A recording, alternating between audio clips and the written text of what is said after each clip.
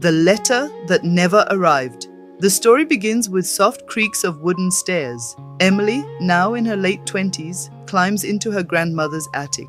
Dust dances in the sunlight, streaming through a small round window. The air smells of cedar and lavender. Old trunks, forgotten furniture, and stacks of brittle boxes crowd the small room. She kneels before a cedar box she remembers from childhood. Inside, yellowed photographs, postcards, a pressed flower, and then an envelope. Her name, Emily, written in handwriting she knows too well. Her chest tightens. It's Daniel's, the boy she loved more than life itself, the boy who never showed up at the train station 10 years ago, the boy who vanished from her story. She stares at the envelope. Should she open it? Her hands tremble. Finally, she breaks the seal.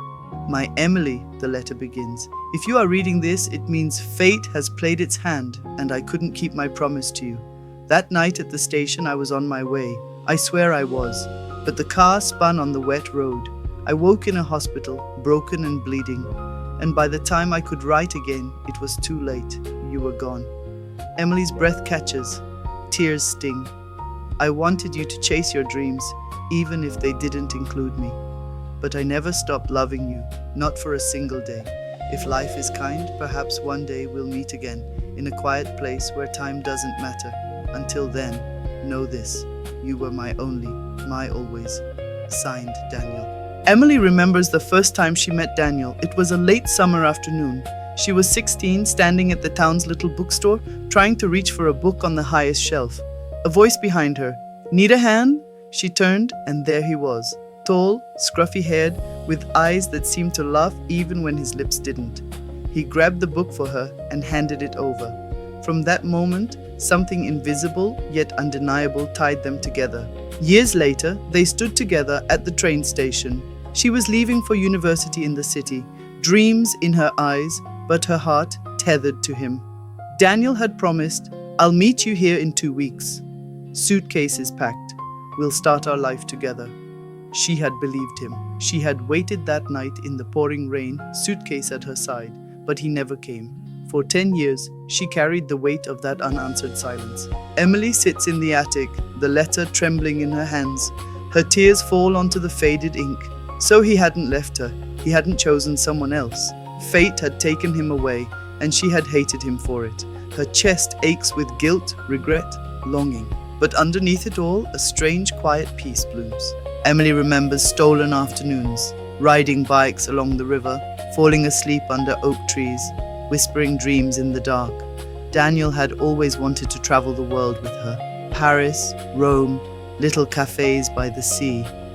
"Promise me," he'd once said, "that no matter what, we'll chase the life we dream of." She had promised, but she never chased it. Without him, she had stayed. Sitting in the attic, Emily realizes something. Daniel's letter isn't just a goodbye, it's a plea. Chase your dreams, even if they don't include me. Her heart races. She has been living half a life, working a safe job, never traveling, never daring, never really living. Maybe it's not too late. Emily imagines the night Daniel wrote the letter.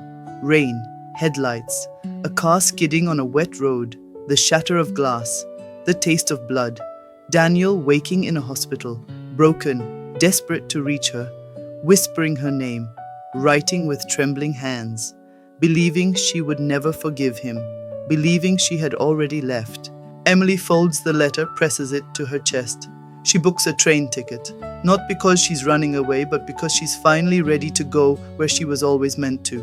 She takes the cedar box with her, carrying Daniel's memory like a compass. 10 years later, Emily is in Paris.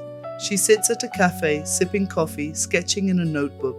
She has traveled the world now, every place Daniel once dreamed of. Beside her on the table rests the old letter. Its paper is worn, but the words remain clear. She smiles softly, because even though Daniel couldn't walk with her, his love carried her here. And sometimes, when the wind is just right, she swears she feels his hand brush against hers. Some loves don't end when time runs out. They live on in letters, in memories, in choices we make.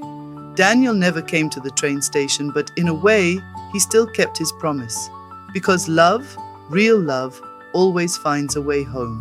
That's our story for today. Until the next one on next Wednesday, friends. If you enjoyed this, please like and subscribe if you haven't already. It is free and the support very much appreciated.